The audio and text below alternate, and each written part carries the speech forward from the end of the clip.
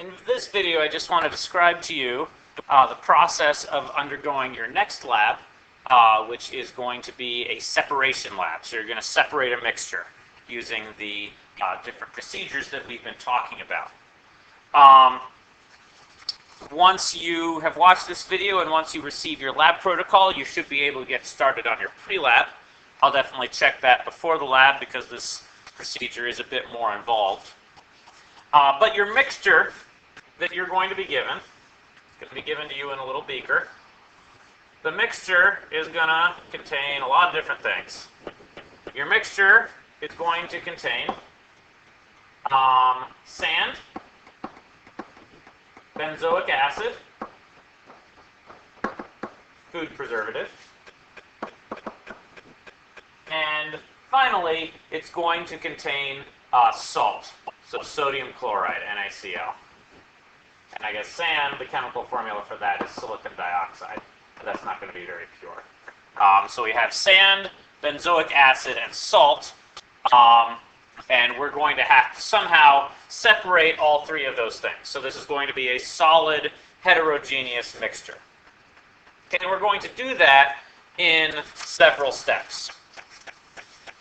But before we do any of that, you're going to have to take about 3 grams of your mixture and measure the mass.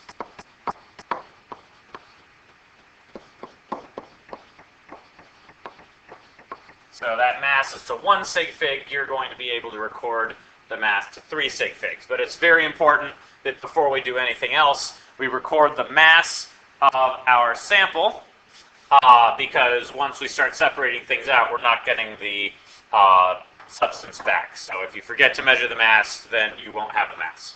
So you need to make sure you measure the mass first off. All right. Then you are going to separate the sand from the other stuff by, and let me just minimize this window, by solvation and by decantation. Okay, so those are complicated words. Solvation is related to solution.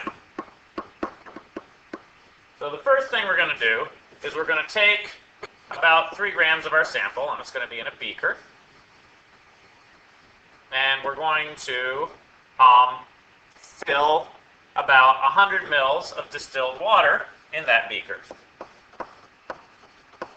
And then we're going to put all that on a hot plate, and we're going to heat it.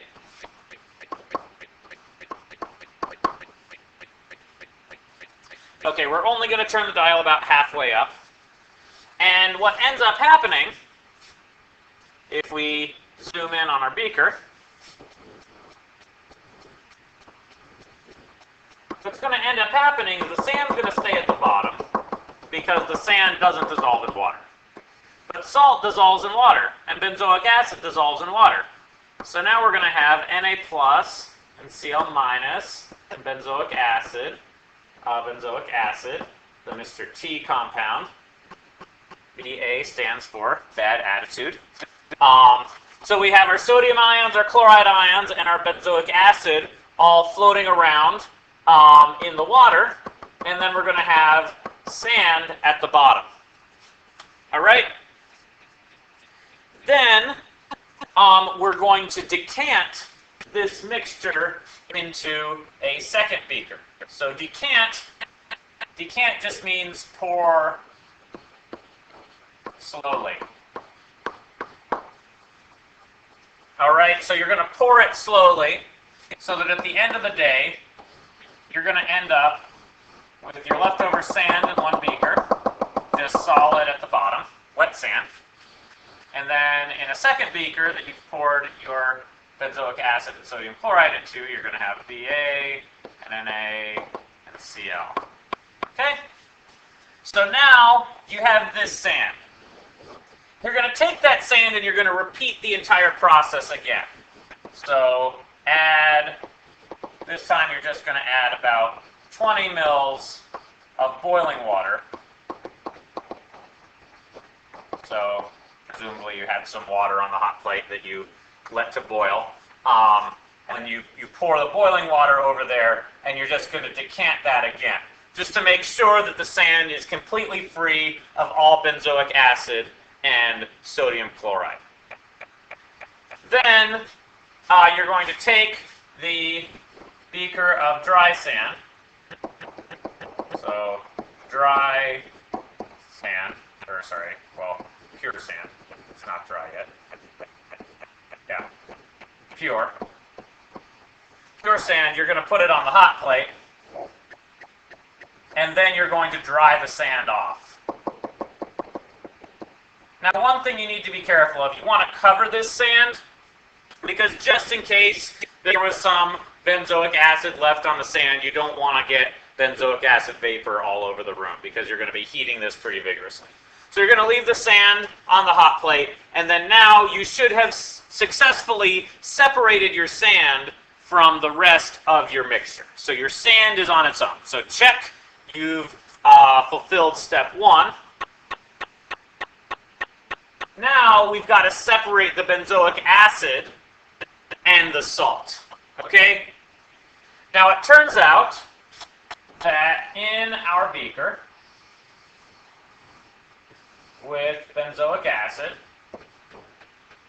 like who boils that benzoic acid, and the sodium chloride, they're all going to be there in there together. It turns out that benzoic acid is going to recrystallize. It's going to come out of solution a lot faster than sodium chloride will.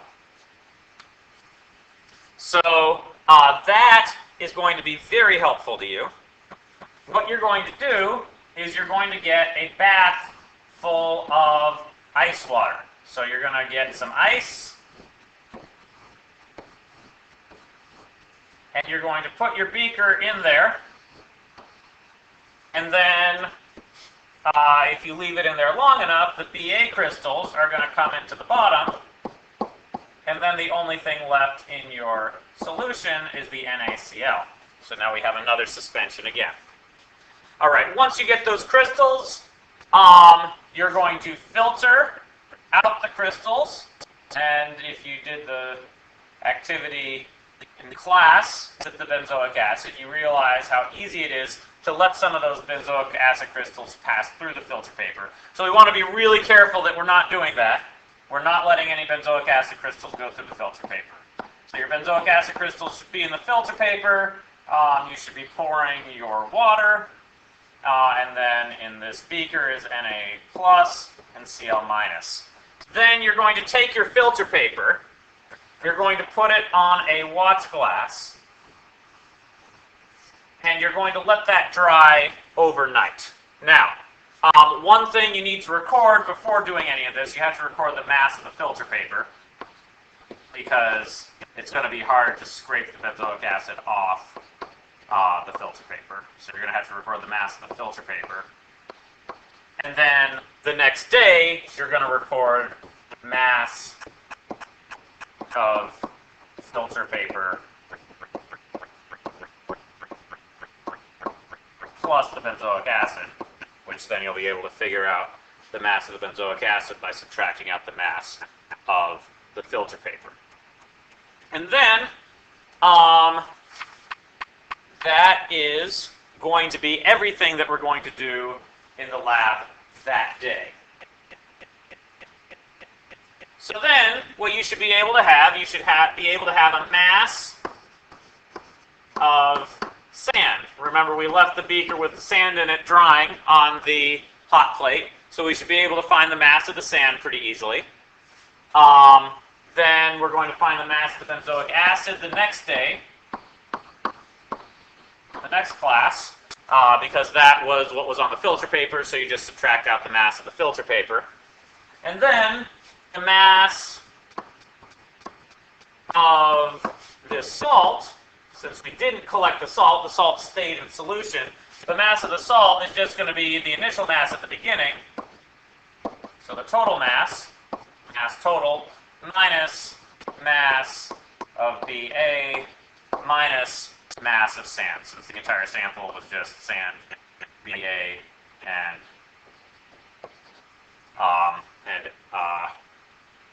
NaCl. So the NaCl mass is what's left. So then after that, we're going to find what's called the percent mass, and we'll discuss that in a minute, and that will be your lab.